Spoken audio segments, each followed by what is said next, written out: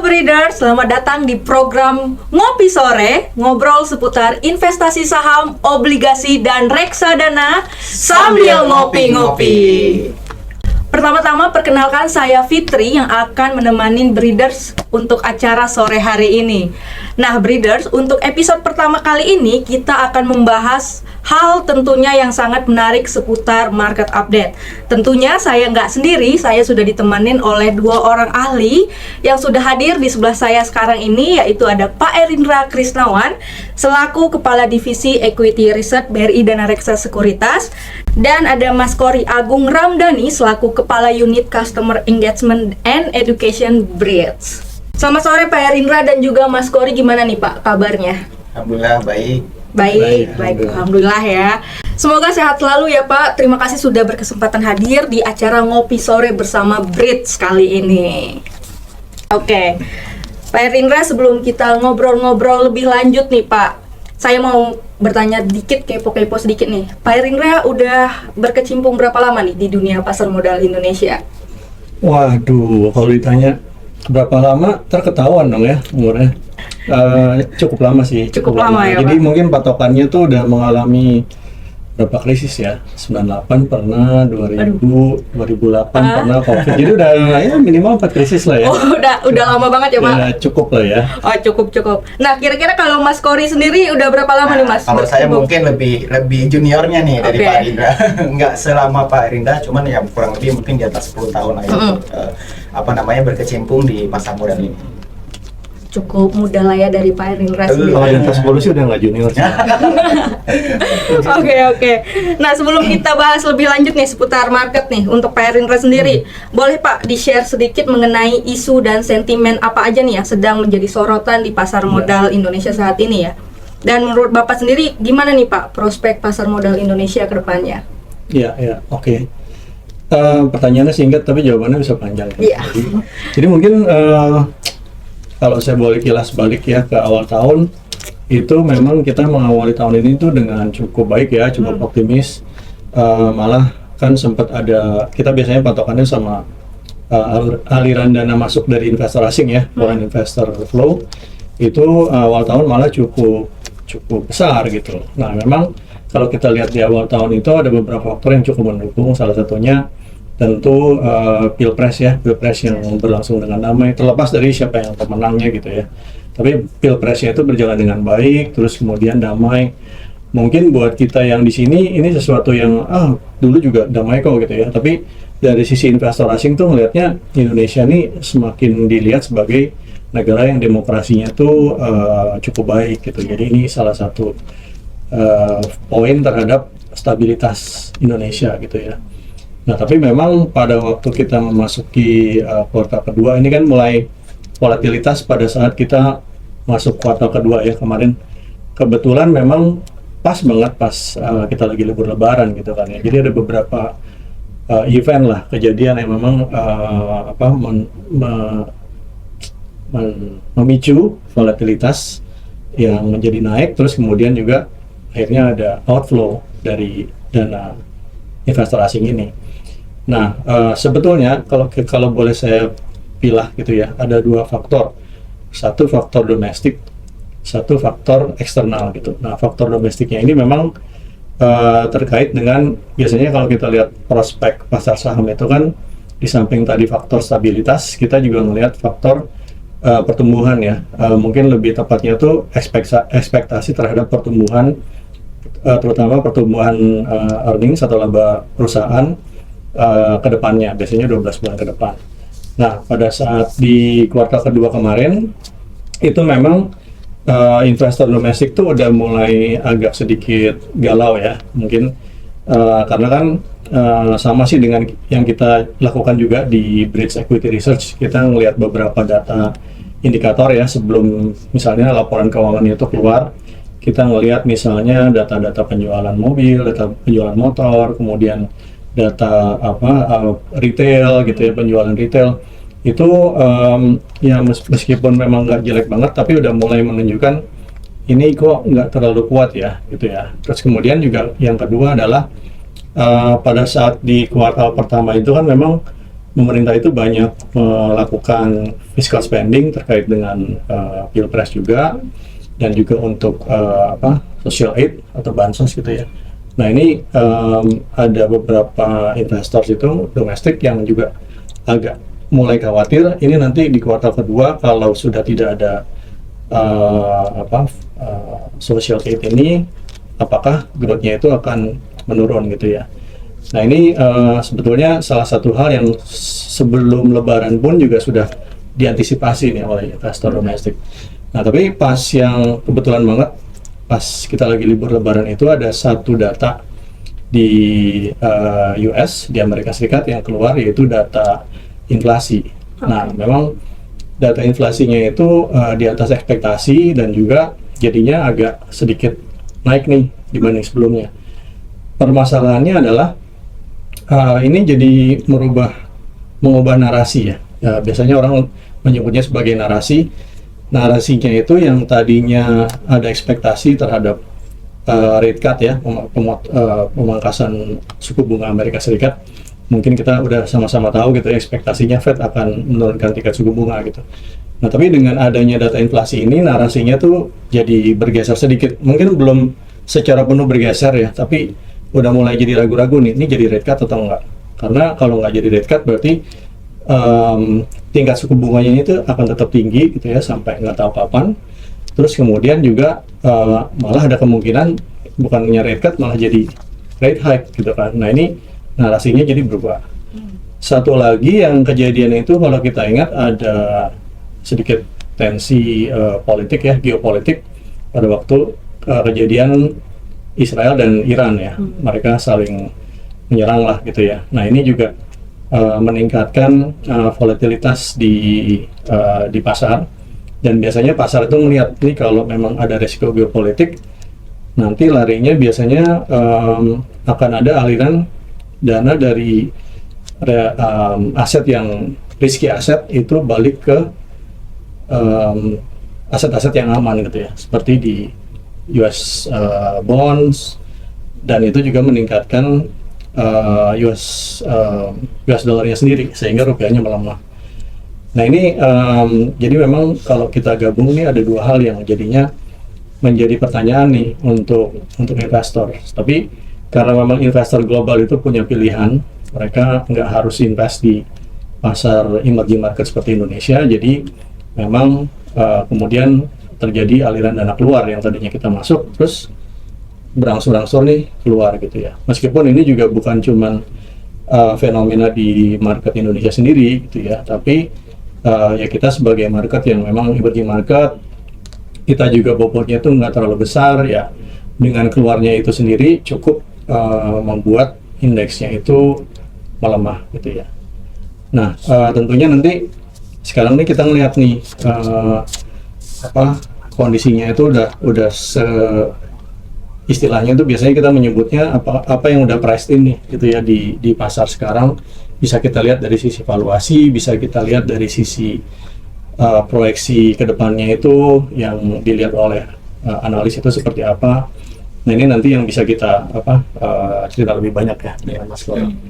Baik, cukup spesifik ya Pak untuk penjelasannya, banyak faktor juga dari global dan juga domestik terkait dampak market ke depannya. Nah, kira-kira dari Mas Kori sendiri nih, dari segi keilmuannya, kalau menurut Mas Kori sendiri saat ini bagaimana sih prospek pasar modal Indonesia ke depannya, terutama nih Mas untuk investor retail? Ya, tentunya memang kalau kita berbicara investor retail gitu ya, ini tidak terlepas juga dari pertumbuhan jumlah investor gitu ya. Kalau kita tarik ke belakang, dalam 5 tahun terakhir itu memang pertumbuhan jumlah investor itu cukup signifikan. Ya, 5 tahun terakhir saat ini di tahun 2023 kemarin, investor di pasar modal itu udah sekitar 12 jutaan. Dan ini meningkat sekitar 11 kali ya, 11 kali dibanding 2017. Sehingga memang ini yang tentunya menjadi satu peluang gitu ya buat kita investor retail.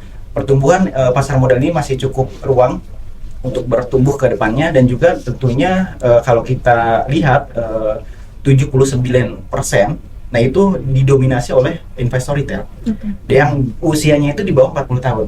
Nah tentunya ini daya tarik tersendiri gitu ya buat kita investor retail domestik yang bisa berinvestasi di Indonesia gitu ya, sehingga memang kedepannya ruang untuk bertumbuh di pasar modal ini masih cukup lebar, dan tentunya ini bisa jadi hal yang baik ya bagi investor. Semakin berkembangnya pasar modal, tentunya juga pilihan-pilihan investasi pun juga akan semakin menarik ke depannya, dan juga banyak investasi-investasi yang bisa kita transaksikan gitu ya di pasar modal. Oke, thank you Mas Kory atas insight-nya terkait pasar modal kedepannya di investor retail ya. Nah, sebelum kita bahas-bahas lebih lanjut nih seputar market nih, kita ngopi-ngopi dulu kali ya, boleh? Ngopi dulu.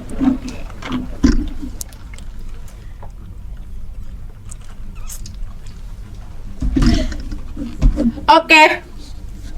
Kemudian saya mempersilahkan Mas Kory untuk memberikan beberapa pertanyaan kepada Pak Erindra ya. Oke, mungkin tadi banyak hal yang menarik dari pembukaan dari Pak Erindra.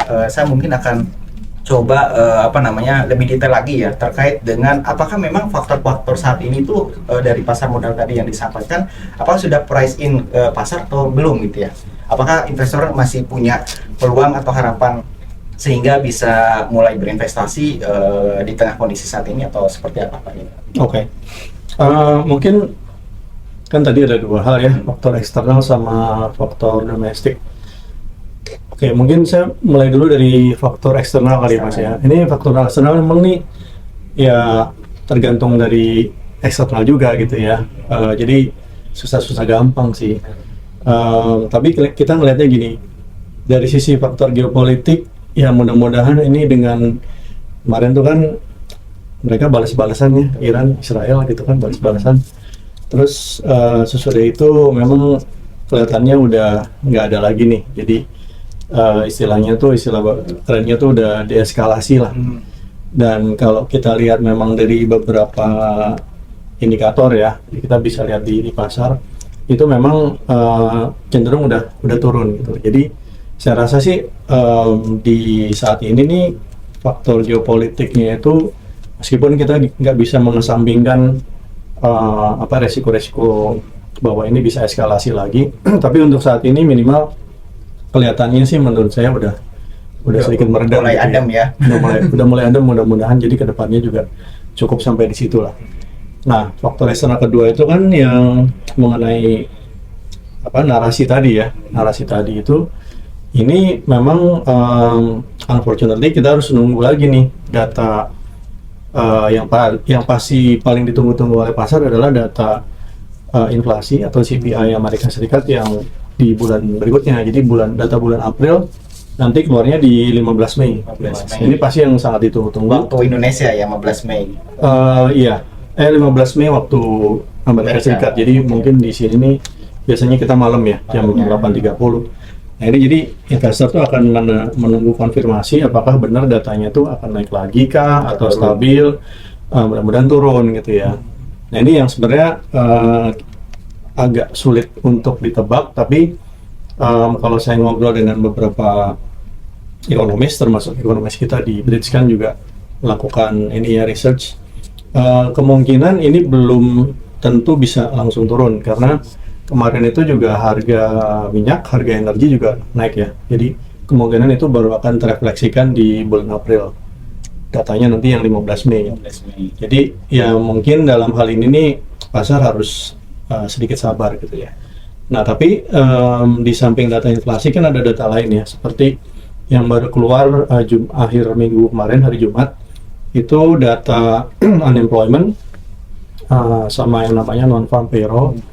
Itu sebenarnya datanya cukup menunjukkan penurunan gitu ya. Unemployment-nya naik. Jadi sebetulnya itu kan bad news ya. Unemployment naik gitu. Tapi market itu ngelihatnya bahwa ekonominya itu udah mulai slow down nih. Jadi bisa membuka peluang bahwa nanti si Fed ini ada balik ke penurunan. Terus udah gitu juga minggu lalu ada FOMC meeting, Fed meeting. Itu juga si Powell sebenarnya ngasih statement yang market itu ngelihatnya tidak se-hawkish yang diperkirakan gitu. Kemudian juga malah dia juga melonggarkan program taperingnya, QT-nya. Jadi sebetulnya ini udah mulai ada indikasi bahwa Fed-nya ini juga udah tidak sehawkish sebelumnya. Jadi dengan data yang nanti semakin mendukung, itu pun juga nanti akan bisa semakin direspon positif oleh pasar. Sebetulnya ada satu hal lagi sih yang saya tambahin, karena kemarin itu kan yang pas terakhir Bank Indonesia kan menaikkan suku bunga. Itu sebetulnya juga sedikit di luar perkiraan ya. Tadinya pasarnya expect-nya kita itu akan maintain ya, Bank Indonesia akan maintain. Jadi ini kan BI memberikan sinyal bahwa ahead of the curve nih. Jadi kalau misalnya nanti ternyata benar datanya itu naik ya, udah menunjukkan balik ke disinflasi, Fed itu juga udah menurunkan suku bunga, karena kita udah ahead of the curve, mudah-mudahan rupiahnya itu juga akan semakin cepat untuk menguat, karena juga aliran dana juga masuk ya, mudah-mudahan gitu ya. Jadi sudah antisipasi di depan gitu ya. Betul. Jadi BI ini kan ngejagain nih supaya rupiahnya nggak turun lagi gitu, lama-lama lagi gitu. Nah ini dari sisi faktor eksternal memang masih banyak hal-hal yang perlu konfirmasi, tapi kalau menurut saya arahnya nih udah kembali lah, mudah-mudahan ke arah yang tadi ya, ke arah yang benar ya, positif. Dan sebenarnya kalau lihat dari ini ya Mas, bond yield di Amerika Serikat itu kan juga udah mulai turun lagi. Tadinya sempat ke arah 4,6, 4,7, dan market tuh udah mulai agak panik nih kalau udah mendekati 5%. Sekarang udah balik ke 4,5. Indeks US dollar DXY itu juga turun lagi ke 1,05. Jadi so far sih dari external faktor sih menurut saya so far so good ya. Memang perlu konfirmasi lagi. Nah, mungkin yang faktor kedua nih, yang faktor growth tadi ya, faktor domestic growth-nya ini yang memang kelihatannya menurut saya perlu sedikit lebih lama gitu ya untuk bisa direspon. Kenapa? Karena di samping tadi yang saya katakan bahwa sebenarnya udah ada data-data indikatornya ya, penjualan motor, mobil, dan penjualan semen kurang begitu baik. Tapi akhir April kemarin itu kan laporan keuangan kuartal 1 udah pada keluar juga. Dan ini kalau dari data yang kami kumpulkan di Bridge Equity Research itu dari universe yang kita cover itu di kuartal 1 itu pertumbuhannya mungkin cuma sekitar 3% ya, year on year. Jadi kalau dilihat secara absolut aja 3% itu kan nggak gitu besar ya. Terus kemudian juga dari ekspektasi pasar itu malah sempat di awal tahun tuh 7%. Kalau kita sendiri ekspektasinya tuh sedikit lebih rendah ya, 5-6%. Tapi itu pun kan kalau 3%, jadi kesannya nih kan growth-nya tuh di bawah ekspektasi ya.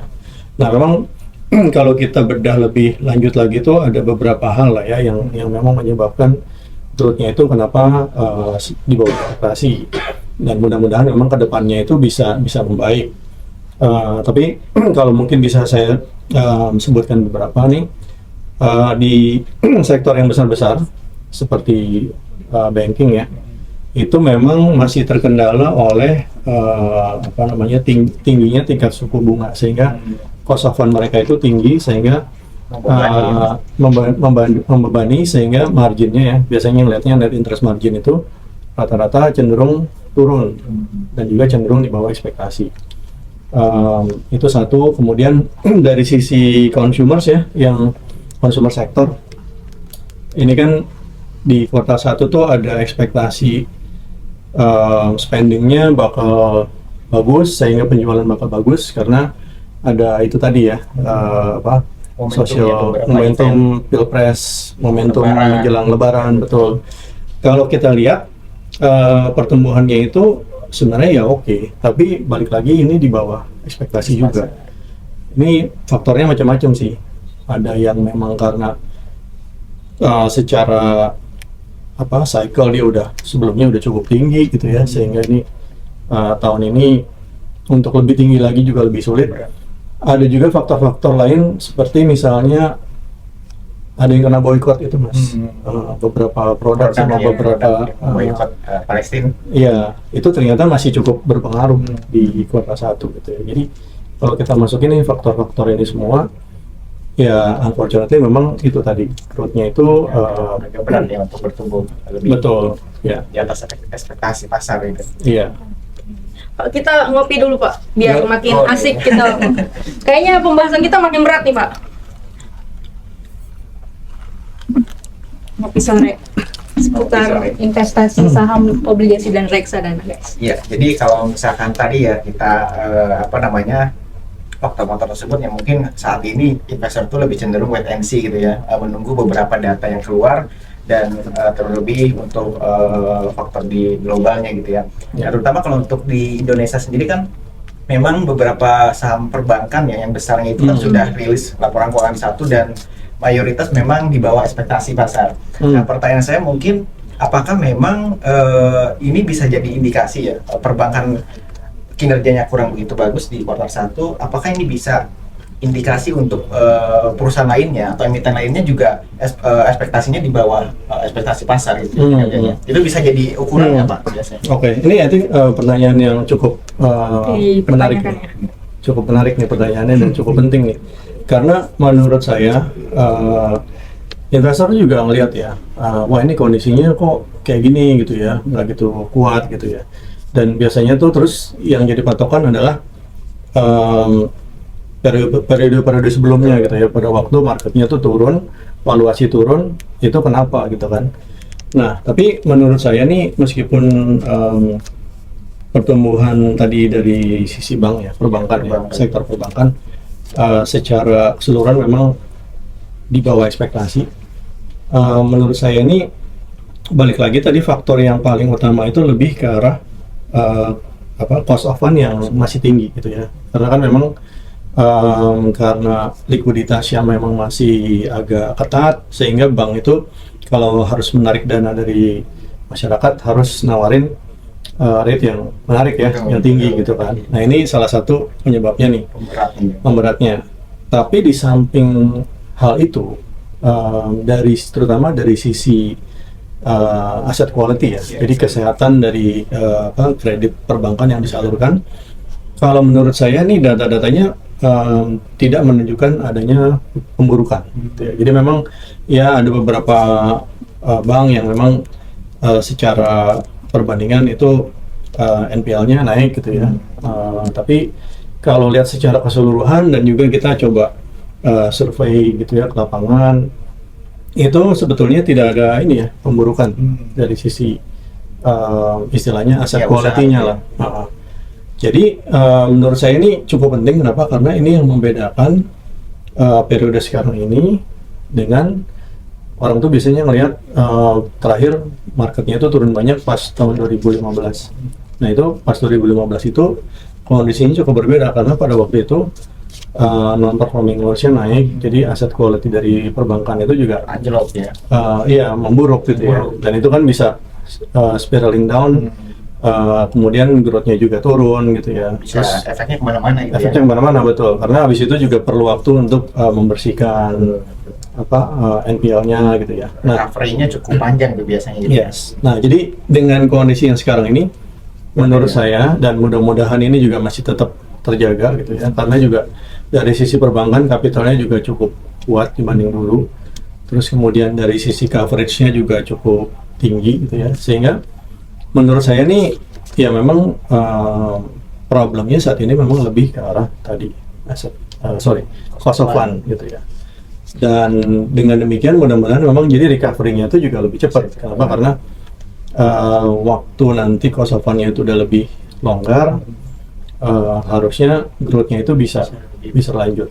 Karena satu hal juga yang harus digarisbawahi, dari sisi loan growth itu masih cukup tinggi ya, di atas 12% rata-rata gitu ya di kuartal 1. Jadi itu juga menunjukkan bahwa sebenarnya ekonominya ini juga masih jalan gitu ya, betul. Nah, Breeders, tadi udah banyak banget kita udah dapat insight yang menarik seputar market update dari Pak Erindra dan juga Mas Kory. Nah, sebelumnya saya mau tanya nih ke Mas Kori. Ntar ya, kita Oke. ngopi dulu. Oh ya, boleh banget. Kita ngopi dulu nih, Mas. Biar seru ya. Oke, Mas Kori. Kira-kira ada saran atau strategi khusus nggak yang dapat dibagikan ke investor untuk menghadapi pasar saat ini yang lagi volatilitasnya tinggi? Oke, memang banyak hal ya yang mungkin perlu kita perhatikan terutama buat investor retail dalam menghadapi kondisi market saat ini ya. Tadi beberapa hal dari Pak Arindra, dan memang investor ini cenderung masih wait and see ya, menunggu beberapa data yang perlu keluar, dan kita sebagai investor retail tentunya perlu terus mengupdate informasi terutama data-data makro gitu ya. Itu juga sangat penting karena itu menjadi salah satu indikator kita untuk membeli saham atau mengakumulasi saham. Nah, bagi investor retail terutama ya, kita mau kondisi saat ini memang yang pertama harus kita lakukan itu ya kita perbanyak membaca ya. Pertama perbanyak membaca terutama terkait dengan kinerja, karena beberapa emiten sudah rilis laporan keuangan kinerja 1. Jadi kita perhatikan mana yang memang secara kinerjanya masih bagus ya, masih nggak ada masalah sebetulnya. Kalau ada penurunan karena beberapa faktor global gitu ya. Pertama kita harus rajin untuk baca dan juga lihat kinerja keuangan di kuartal pertama ya, terutama yang sudah rilis gitu. Nah, kemudian kita perlu untuk mengakumulasi ya. Jadi caranya saat ini memang kita nggak bisa langsung all in ya, beli satu saham dengan jumlah yang banyak gitu sekaligus. Nah, tapi disarankan untuk mengakumulasi. Artinya investor diharapkan bisa membeli saham dalam beberapa kali ya, atau mengakumulasi saham dengan beberapa harga. Nah, ini untuk antisipasi supaya nanti faktor-faktor yang di luar prediksi itu terjadi, sehingga kita masih punya modal atau masih punya peluru untuk mengakumulasi di harga yang berbeda. Itu jadi pertama cari saham yang memang kinerjanya bagus. Kemudian yang kedua, lakukan pembelian secara bertahap atau akumulasi pembelian. Nah, itu yang mungkin yang paling aman ya untuk saat ini, sehingga kita bisa menjaga average pembelian kita, dan tentunya mengurangi risiko penurunan ya ketika nanti ada data-data yang kurang sesuai. Nah, itu aja mungkin kita pilih saham bagus kemudian akumulasi secara bertahap. Baik. Menarik sekali nih dari Mas Kori. Oke, thank you Mas untuk insight-nya. Nah, untuk Pak Arindra nih, kira-kira ada nggak Mas lagi? Nah, selanjutnya untuk Pak Arindra sendiri nih, Pak, kira-kira sektor-sektor tertentu yang menurut Pak Arindra sendiri yang menawarkan peluang investasi yang menarik saat ini apa aja nih? Ya, jadi saya setuju nih sama yang tadi Mas Kori bilang ya, karena memang dari volatilitas ini pasti ada peluang. Nah, kalau kita lihat memang beberapa saham unggulan ya, istilahnya blue chip seperti di perbankan tadi ya, memang ini harga sahamnya udah turun banyak, valuasinya juga udah turun cukup banyak, dan ini memang bisa menjadi peluang nih, karena sekali lagi kita ngelihat bahwa tidak terjadi perburukan fundamental ya yang struktural. Jadi saham-saham seperti BRI, BCA, kemudian mungkin juga BRIS itu bisa dikoleksi, tapi memang sekali lagi karena masih ada ketidakpastian, mungkin pelurunya juga dihemat gitu ya, diakumulasi, diawet-awet karena mungkin perjalanannya masih agak panjang ya. Terus kalau mungkin yang mau ada jangka pendek, kita sih masih cenderung ke saham-saham yang defensif ya, mungkin sektor-sektor seperti healthcare gitu ya, terus kemudian juga sektor komoditas nih, karena memang komoditas kan meskipun bukan defensif ya, tapi karena dia US dollar earner, dan kalau misalnya tadi juga narasinya itu semakin mendukung untuk rate cut, ini juga komoditas biasanya di cycle ini juga bisa perform. Oke, baik.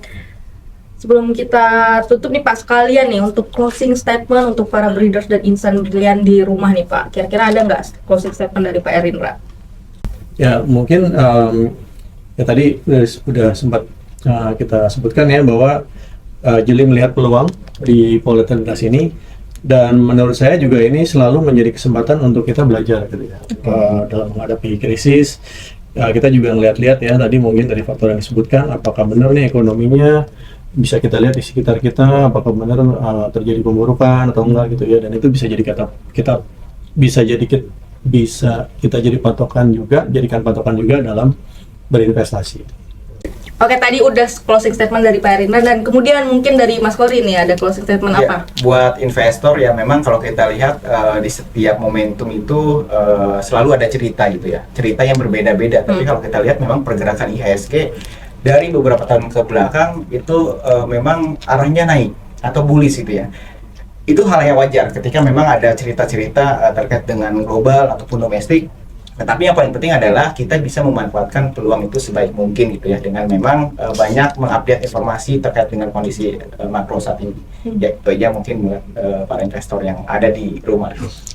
Baik, terima kasih kepada Pak Erindra dan juga Mas Kori untuk sharing-sharing menarik sore hari ini di acara Ngopi Sore, ngobrol seputar investasi, saham, obligasi, dan juga reksadana. Sambil ngopi, Pak.